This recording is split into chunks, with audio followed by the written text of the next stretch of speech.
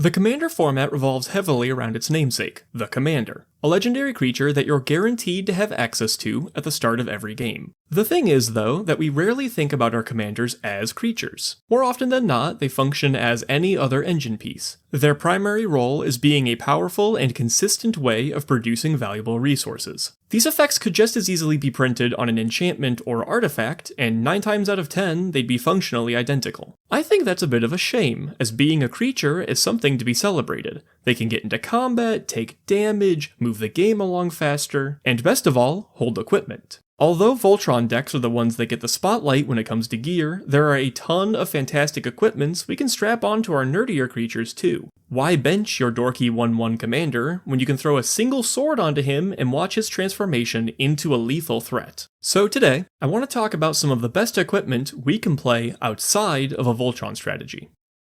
So just a moment ago, when I was talking about taking a nerd and making them huge, I had my mind on one card in particular, Blackblade Reforged. This thing is about as efficient of a pump spell as you'll ever find. It costs 2 to cast, equips to legends for 3, and gives the equipped creature +1/+1 for each land you control. That is so much bigger than it reads. By the time you're on turn 6, this will turn your commander into a 3-shot for anyone unable to block, and that clock only gets faster over time. That can oftentimes be enough to threaten taking out the leading player on its own. Commanders with flying are a serious problem when Blackblade touches the battlefield. I usually find it best in the late game, particularly in games where card advantage hasn't been sticking. When everyone's just top-decking threats, Blackblade Reforged is the king. Out of nowhere, it pays you off for all the hard work you did ramping early on, with damage now, and suddenly everyone else is scrambling for removal. It's a great include in decks that otherwise don't win through combat damage, like with Combo and Flicker, as it can provide an alternative win condition all on its own, which opens up an additional avenue to victory.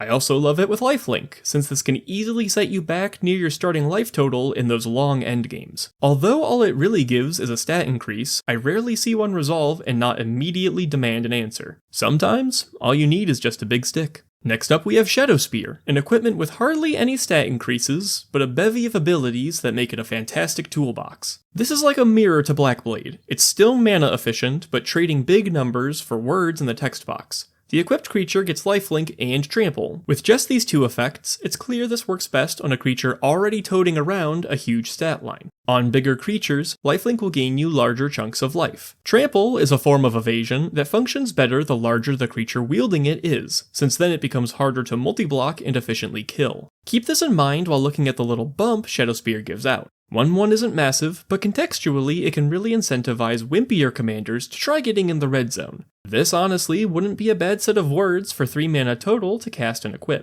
The text box could end here, and it would see some play. What pushes it over the edge is that activated ability. 1 mana will let you shred hexproof and indestructible from all of your opponent's permanents. Indestructible used to mostly be a keyword reserved for the expensive and the splashy, but in the modern day we see it cropping up more and more. Now, even little mana rocks like the Soul Stone demand an exile clause if you want to clean them up. For the One Rings and Xenagoses of the world, Shadowspear provides a light in the darkness. It can also be activated at instant speed, giving you ways of removing these keywords after a heroic intervention. The more you play this card, the more you realize how little infrastructure it requires in order to pull its weight.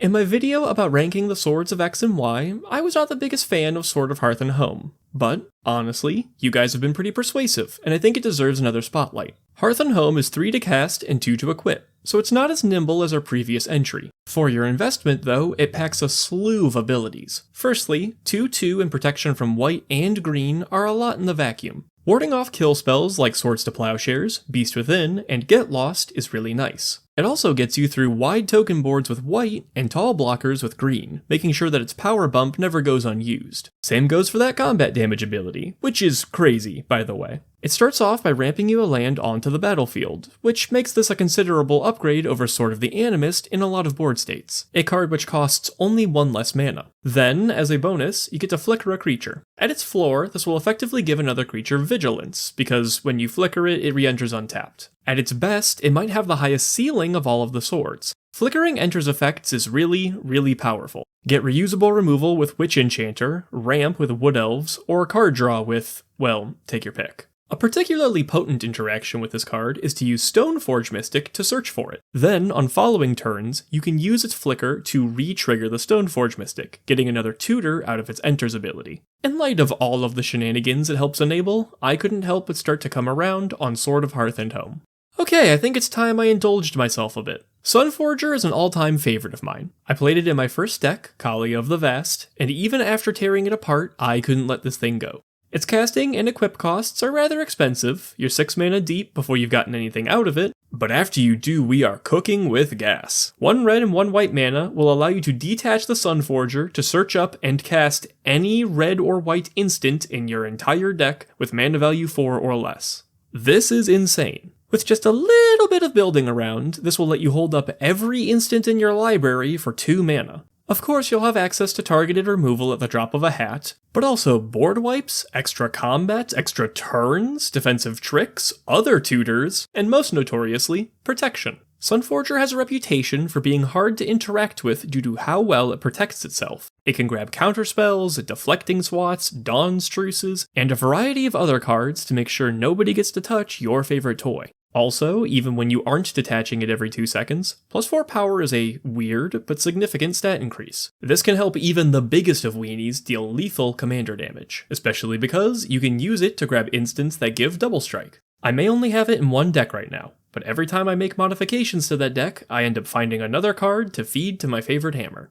While we're on the subject of colored equipment, I may as well bring up Reaver Cleaver. The Cleaver has started showing up at more and more of my tables, and I am begrudgingly learning that you need to respect this thing. 3 to cast and equip is a lot, just like Sunforger, but you get a couple nice things in return. A +1/+1 bonus and trample. We've seen this with Shadowspear and discussed why it's a perfect setup for a card that wants you to go to combat. And would you look at that, a combat damage ability. Whenever the equipped creature deals combat damage to a player, you may make that many treasure tokens. That many. It's hard to explain how impactful it is to spit out 4 to 8 treasures a turn, except to point out the fact that it can outperform Smothering Tithe. It pays for its own hefty setup cost on the same turn most times. This one also doesn't really need to go on the commander. Strap it onto your biggest creature and watch as every turn you get to bask in mana on your second main phase. Reaver Cleaver works especially well with dragons, as they're innately large, and due to flying, you'll hardly ever lose treasures to little blockers. This is the kind of equipment I recommend if your deck draws too many cards without the mana to deploy them all. This is helped by the fact that you can simply store the treasures away for later if you don't feel like cracking them open immediately. If you think this reads as kind of clunky, like I did, I ask that you try it out sometime. I promise it'll surprise you. Where Reaver Cleaver was an equipment that could go on any big creature, Blade of Selves is an amazing equipment if you get it onto some specific creatures. Myriad is a weird keyword with commanders. When legends get copied, all but one of them immediately die. While this is usually a hindrance to making a board of oops all commanders, it can be leveraged very much to our advantage. Creatures with dice triggers get tons of mileage out of the Blade of Selves. Take Kega the Tidestar for example. When it dies, you get to steal a creature permanently. Every single time you swing with this bad boy, the Blade of Selves will make 2 Kegas, which will, in turn, both die and steal your opponent's best 2 creatures. Enters triggers get a similar effect. As the token copies enter, they'll trigger and immediately die, still leaving their abilities on the stack. Atali Primal Conqueror, despite his stubby arms, is a great blade wielder for this reason. Compared to some of the other members of this list, Blade of Selves is kind of a one-trick pony. True. But I'd argue you can get away with that if your one trick is really, really good.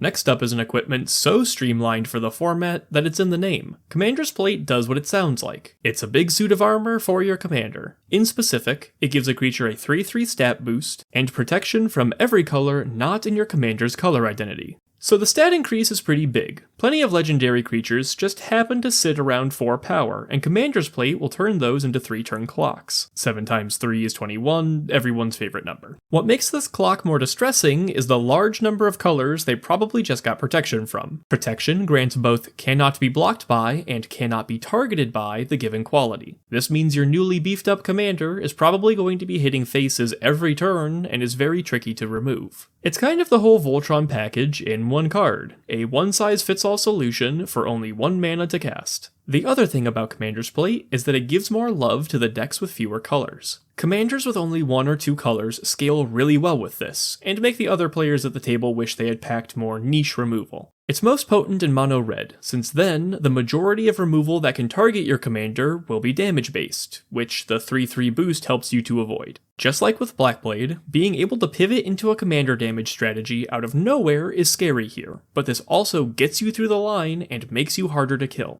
Commander's Plate does it all. I believe the comments would skin me alive if I didn't mention Skullclamp, so let's get into it. Skullclamp gives a creature +1/-1, and when that creature dies, you draw 2 cards. You may already see how this card gets out of hand, but for the uninitiated, it has an equip cost of only 1, it draws cards when equipped creatures die, and it gives a negative score to toughness. This means for 1 mana, you can grind up any incidental 1/1 tokens you have laying around to draw yourself a bajillion cards. It is both the sacrifice outlet and an absurd sacrifice payoff. According to Mark Rosewater, it originally had a +1/+1 bonus, and they wanted to play it on the safe side by bumping the stat boost down. After all, that could only make the card worse, right?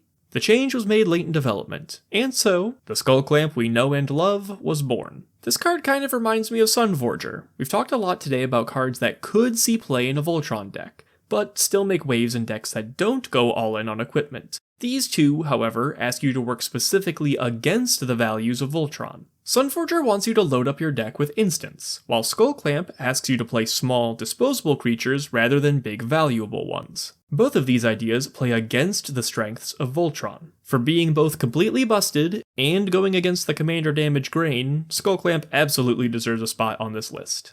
Lastly, I want to talk about Mithril Coat. It has Flash, Indestructible, equips automatically to a legendary creature, and then gives that creature Indestructible as well. There are a great many commanders in this game that are incredibly scary, and therefore struggle to find their footing on the board. If you happen to play one of these, your opponents are likely doing everything they can to dig for removal and put it back into the command zone. In this environment, where all eyes are on your threat, being able to waste someone's removal can be a tempo swing that puts you way ahead. With other protective equipment, you open up an opportunity between casting and equipping to get blown out by someone else's instant speed removal. Mithril Coat lets you flip the script, holding it open until someone goes for the kill, and then nullifying their attempt with timely Indestructible. It also hangs around and provides an additional barrier going forward. The next time someone draws an exile spell, do they use it on your commander and risk them coming back and getting Indestructible again? Or blow up the Mithril Coat and leave your commander untouched for another turn? It puts the underdogs in a bad position no matter which way you look at it, and for that reason, it can see play in a variety of strategies outside of just Voltron. So what have we learned today? I think the major takeaway here is that the best equipments are often doing one of 2 things. A, they hedge against the inherent difficulties of playing equipment. If you lose the equipped creature, you kind of get 2 for 1 in the process, needing to pay equip costs again to get the ball rolling. Protection, Hexproof, and Indestructible help nullify this problem. On the other hand, many equipments require you to do combat, and these are helped immensely by coming packaged with some form of evasion. The other good equipments go route B, being something astronomically powerful that could only see print because it was an equipment. Sunforger comes to mind here. You'd play something with this effect regardless of what form it came in, but repeatedly tutoring and casting instants would be almost impossible to get through R&D as, say, a standalone enchantment. Being packaged with an inherently slow, mana-intensive card type means WotC was comfortable bringing this effect to life. If you can do both of these things, you're probably an evergreen card that can see play for a long, long time. Hearth and Home is a great example, but I'm sure you can think of others. And when you do, let me know in the comments. I could have talked about Lightning Greaves today, but I've not been as big of a fan of the old booties recently. If you enjoyed the video, I'd appreciate it if you liked it and maybe shared it around with a friend. It helps me grow in a major way, and the more I grow, the more I can consider going full-time one day. If you enjoy the format of these videos, consider subscribing to the channel. That way, you'll get a heads up when I upload in the future. I have a Discord, where we get together for game nights, talk about Magic, and I send out direct notifications, and also a Blue Sky, where I bother other creators and rant about the state of the game. I think that's about everything for now. Thank you so much for watching, and have a great day.